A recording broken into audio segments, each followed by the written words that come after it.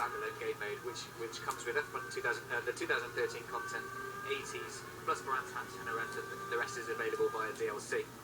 You can't mix and match the decades of the cars, you know, licensing restrictions plus technical restrictions in terms of we've spent a lot of effort getting the actual audio recordings of these cars, which has been a huge undertaking in terms of trying to get these old cars fired up. The cost involved, the amount that they break down compared to modern cars is literally unbelievable. In F1 Classics as a Grand Prix mode, you'll be able to race as and against drivers. You know, that was a key thing for us. The car is the star, but there are so many legends of yesteryear. So like I said earlier, it's a mixture of returning original drivers and team legends. Today we're announcing a few of those. We've got obviously over the coming weeks we're gonna clear and announce a few more. So for the 80s, Mario Andretti, Gerhard Berger. Drivers such as that. For the 1990s, world champions Jacques Villeneuve, Alain Prost, Eddie Irvine, David Coulthard. Brilliant. So there are going to be a number of superstar names. I think when the full driver lineup is announced, people are going to be really excited about what we're going to offer. We haven't taken our eye off of the improvements of 2013 as well. So advancements in handling and AI, as you would expect. We've created an additional difficulty level this year in response to some feedback that we were getting, and some balancing things that perhaps, you know, Legend was kind of okay, and the novice level was kind of okay, but perhaps there was too much of a jump between different levels. So we've got an extra difficulty level this year. We've got 5 levels of brake assist. Certainly for the novice, just, you know, one was kind of having it on permanently was too restrictive after a while, but when you turn it on, giving it the confidence to sort of stay on the racetrack wasn't happening. So we've got sort of 5 levels of brake assist this year. Handling, like I said, is all based on the 2013 season, so the Mercedes being blisteringly quick, but not particularly kind on their tyres. You know, Lotus being slightly different.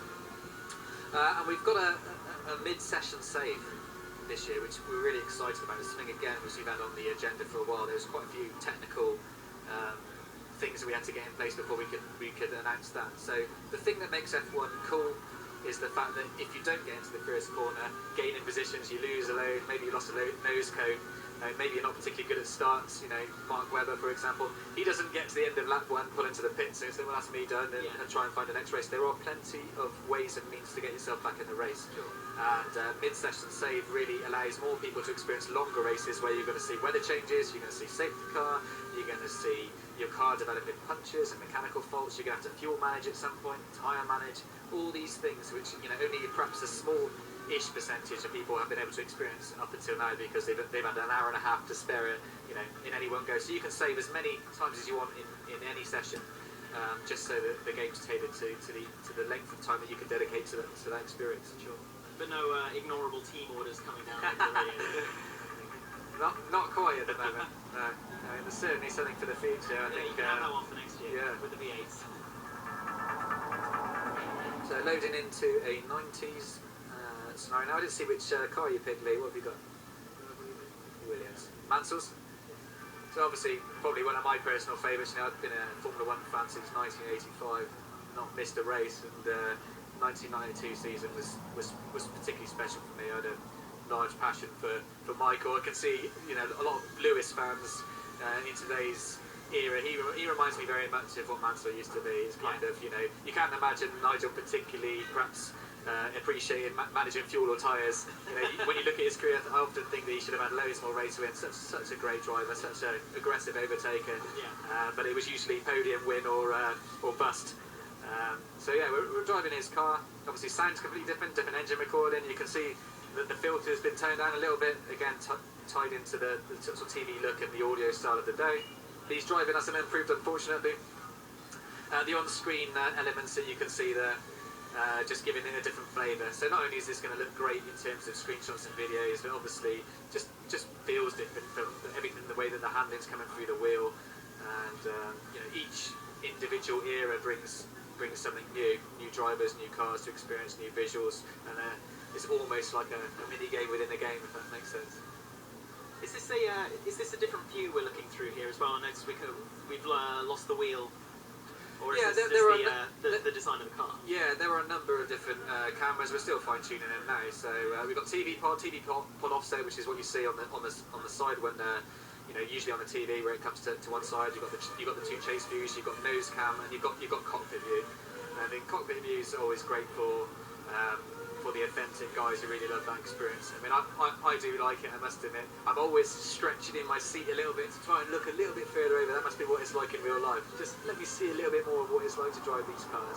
It's funny actually though, because I can imagine Cockpit View must be massively popular for fans of genuine Formula One. And then you look at sort of your other Cody's franchises like Grid 2 where they said, oh, not enough people use it, we're going to get rid of it. Yeah. I mean, I think it all depends what you're trying to do with the experience. Obviously, with games, particularly like Formula One, but perhaps with a dirt game as well, you're trying to authentically recreate the sport. And I think the statistics would show that the stats are slightly different. I mean, when you do look at the stats on any game, obviously it's massively skewed to people who play on the pad rather than the wheel. That's just the way it is, and to people who play with chase cam. But in Formula One, the percentages are kind of a little bit more towards people who do play with cockpit cam or TV pod, and they do play on the wheel. So obviously, massively important market for us. We've done a lot of work trying to further improve the force feedback that comes through the wheels and further support wheels this year. There'll be some returning favourites this year. Being able to do a complete Grand Prix season as a licensed driver. That's something in 2012 I think we were keen to put in, so that it was quicker to get into a race. It was quite clunky and a fairly long process in 2010 and 11. In 2012 we lost the ability to chain races together, so obviously that's back this year. Tyre scaling as well, and the decision to take it out in 2012 was based on the fact that you could begin to learn about how many laps a certain tyre would do. So the design decision was sound, but actually people liked the idea of doing a 25% race and still experiencing the number of pit stops that they would do in a longer race, even if it meant pitting every 2 or 3 laps. We're absolutely fine to put it back in when people are feeding back. That was one of the decisions with the added difficulty level as well. It was clear that there was a gap there we needed to respond to. So on to Monza, very historic and legendary track. One of the I always tend to prefer the shorter tracks. It always makes you feel in contention in the races. So Brazil, Monza, they're fast and free flowing, and lots of opportunities to overtake.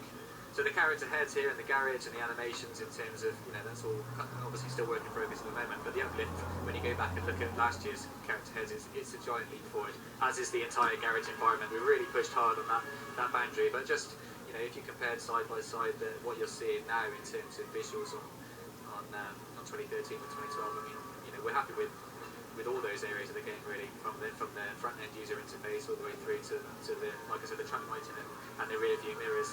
They're much more useful this year. There's this whole other side of the sport away from the track, and it's something I think a lot of the guys don't necessarily appreciate. That there's a huge build-up towards the race. There's a lot of post-race things to think about, and I guess a lot of folks wouldn't normally think, that's the thing that we need to focus on. Yeah, I mean, you touched on some areas there which are very much in our roadmaps going forward. I mean, there is so much that goes on behind the scenes, and the fastest car that hits the track at Melbourne at the start of a championship season isn't necessarily the fastest car at the end. There's that technological race in the middle. How much fuel do you put in the car at the start? And that's new for this year. So last year's game, you kind of set your starting fuel value. This year you can be more cautious or more aggressive, knowing that you're going to save fuel further down the line. If you don't qualify in the top 10, you've got a free choice on strategy. Do you let the front runners all slow each other up at the beginning, try and keep pace with your primes, play the longer game? Do you stop more times? So many different options available. And as I said, people who watch it on TV will begin to pick cars in their career and online based on their own driving traits. So you might want the Red Bull, for example, or the Lotus because they're particularly kind on fuel. Lotus is particularly kind on tyres. The car's got more top end speed, more fundamental grip when they get in the right operator window. All these type of trends that we can play on. Same with the AI as well. From a driver's perspective, we've done quite a substantial work in terms of making them come in a bit more to overtakes in particular. And sometimes in the gameplay tests that we've had in the studio, we've had 4 cars abreast going into a corner.